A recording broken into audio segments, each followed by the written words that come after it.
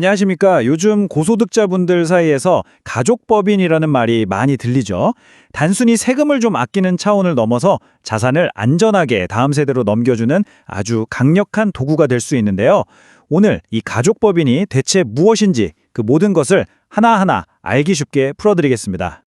아마 많은 분들이 비슷한 고민을 하고 계실 겁니다. 소득이 늘면 늘수록 세금 부담은 정말 만만치가 않죠. 그리고 어렵게 모은 이 자산을 어떻게 하면 현명하게 우리 자녀들에게 물려줄 수 있을까? 이 두 가지 정말 큰 숙제입니다.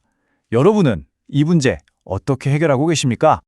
자, 오늘 우리가 함께 살펴볼 내용입니다. 우선 가족법인이 과연 나에게도 필요한 걸까? 이 질문부터 시작해서요. 어떨 때 유리하고 또 반대로 손해가 될 수 있는지도 짚어볼 겁니다. 그리고 나서는 구체적인 활용법, 수익형 부동산과 금융자산 투자 사례를 살펴보고 마지막으로 이 모든 것을 관통하는 핵심, 바로 부를 만드는 시스템에 대해 이야기 나눠보겠습니다. 네, 그럼 첫 번째 주제부터 바로 들어가 보죠. 가족법인, 과연 나에게도 필요할까? 사실 이 가족법인이 모든 사람에게 정답이 되는 그런 만능 열쇠는 아닙니다. 그래서 가장 먼저 해야 할 일은 이게 정말 나의 재무 상황과 목표에 딱 맞는 옷인지부터 꼼꼼히 따져보는 겁니다. 이 점을 꼭 기억하셔야 합니다. 어떤 분들에게는요, 굳이 법인을 세우는 것보다 그냥 개인 명의로 투자를 하시는 게 훨씬 더 나은 선택일 수 있거든요. 그러니까 남들이 다 한다고 해서 무작정 깔아가기보다는 정말 신중하게 검토하는 과정이 반드시 필요합니다.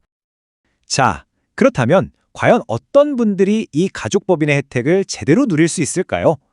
지금부터는 이런 경우라면 가족법인을 꼭 한번 고려해봐야겠구나 하고 생각하실 만한 그런 이상적인 경우들을 한번 살펴보겠습니다. 지금 보시는 이 네 가지 경우 여기에 하나라도 해당된다면 가족법인 설립을 아주 긍정적으로 검토해 보실 필요가 있습니다. 첫째, 소득세율이 높아서 고민인 전문직이나 개인 사업자분들. 둘째, 상가나 꼬마 빌딩 같은 상업용 부동산 투자를 계획하고 계신 분. 그리고 셋째, 이자나 배당 같은 금융소득이 연간 2천만 원을 넘어가시는 분. 마지막으로 우리 자녀에게 장기적인 관점에서 안정적으로 자산을 이전해주고 싶다 하시는 분들입니다. 바로 이런 분들에게 가족법인이 아주 유용한 도구가 될 수 있습니다. 자, 그런데 동전의 양면처럼 좋은 점이 있다면 당연히 주의해야 할 점도 있겠죠. 이번에는 반대로 가족법인이 오히려 손해가 될 수 있는 경우를 살펴보겠습니다. 이걸 보시면서 나는 여기에 해당될 수도 있겠구나 하고 한 번 더 신중하게 점검해 보시는 시간이 되셨으면 합니다. 크게 세 가지 상황을 생각해 볼 수 있는데요.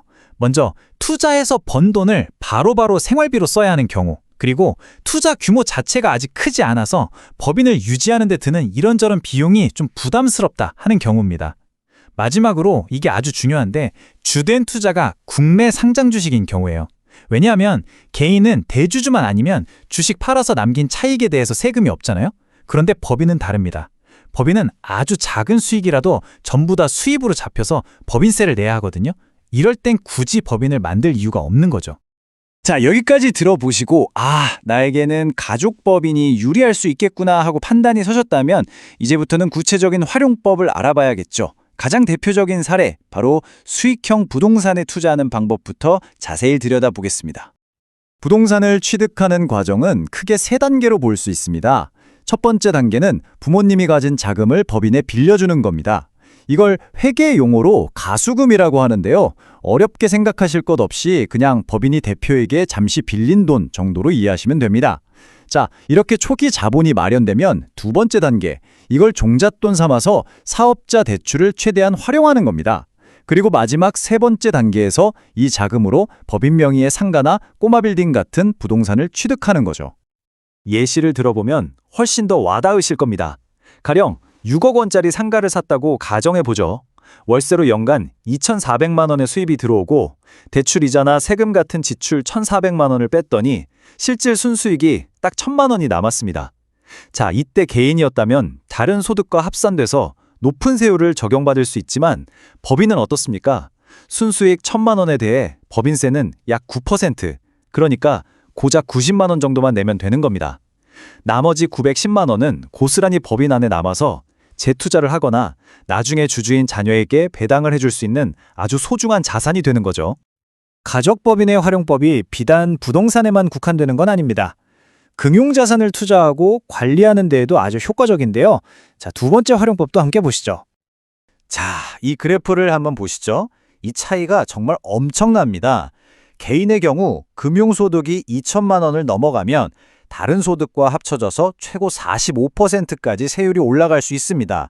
거의 절반 가까이가 세금인 셈이죠. 그런데 법인은 어떻습니까? 순이익이 2억 원이 될 때까지 세율은 단 9%입니다. 이 어마어마한 세율 차이가 시간이 지나면서 정말 무서운 복리 효과를 만들어내는 겁니다. 여기에 또 하나의 아주 강력한 장점이 있습니다. 바로 2월 결손금이라는 제도인데요. 이게 뭐냐면 예를 들어 올해 주식 투자로 손실을 봤다고 해보죠. 개인 투자자는 그냥 그걸로 끝입니다. 내년에 수익이 나도 올해 손실과 상계할 수가 없어요. 하지만 법인은 다릅니다. 올해 발생한 손실을 무려 15년 동안이나 가지고 있다가 나중에 이익이 났을 때 그 이익에서 차감하고 세금을 낼 수 있는 겁니다. 특히 변동성이 큰 투자를 할 때 이건 정말 엄청난 혜택이죠. 자, 이제 가장 핵심적인 부분입니다. 지금까지 부동산이다, 금융자산이다 여러 가지 활용법을 말씀드렸지만 사실 이건 개별적인 투자 기술에 대한 이야기가 아닙니다.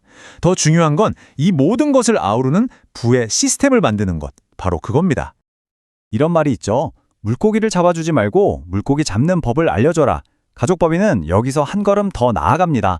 아예 지속적으로 물고기가 나오는 어장 자체를 만들어주는 것과 같아요. 법인이라는 어장에서 발생한 임대소득이나 투자 수익이 계속해서 어장을 살찌우고 그 어장의 주인인 우리 자녀들은 자연스럽게 그 가치를 물려받게 되는 거죠.